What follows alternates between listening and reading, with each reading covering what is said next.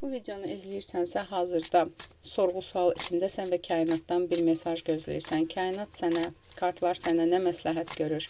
Bu məsləhətə çox ehtiyacım var, deyir. Həqiqətən bir qərar verməlisən, konkret bir qərar verməlisən. Burada qələbə çalmaq da var, burada qələbə ilə əlaqədar da bir məsələ var.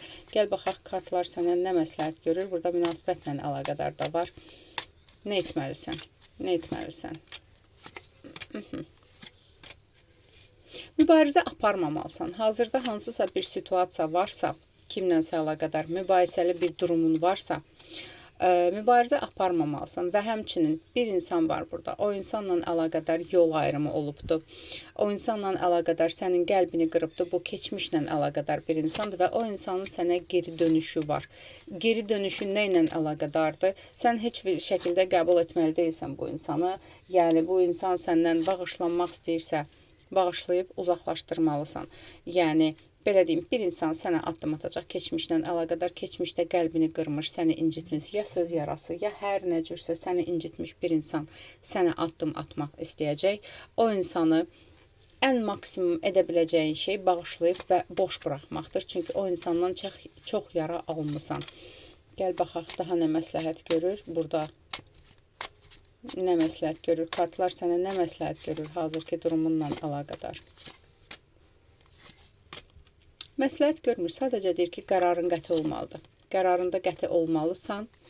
Burada yenə də səni incidən kimdirsə, o insana gəl belə baxaq. Konkret daim o çıxır. Sən incidən insana qarşı necə davranmalısan? Geri dönəndə necə davranmalısan? Bəli, səni incidən insan peşmançılıqla geri qayıdacaq, addım atacaq.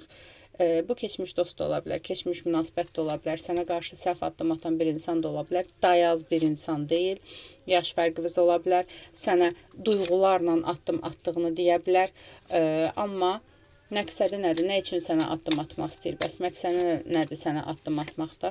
Məqsədi yüksəlişdir, məqsədi bilirsən nədir, sənin onun həyatındakı varlığın onu çox irəli aparıbdır, çox yüksəltmişsən və hazırda yenə də işinlə əlaqədar, ya həyatınla əlaqədar hansısa bir sıxıntılı dövrdədir və sənin sayəndə yüksəlmək istəyir. Belə bir məsələ var. Gəl baxaq ona qarşı, yenə də baxaq, hansı addım atmalısan ona qarşı.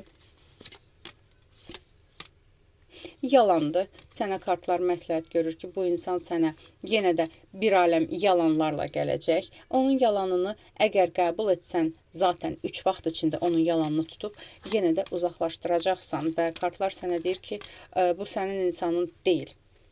Bir mənalı olaraq sənin öz yolunda, əgər bu insanı qəbul etsən, sənin həm ruzi yolunda, həm iş yolunda, həm uğur şans yolunda bağlılıq olacaq. Sən onu qəbul etsən, sənin özünə qarşı ədalətsizlik olacaq. Bunları sənə demək istəyir. Aldım, qəbul edilməyəz. Ətraflı baxım üçün isə profildəki nömrə ilə əlaqə saxla.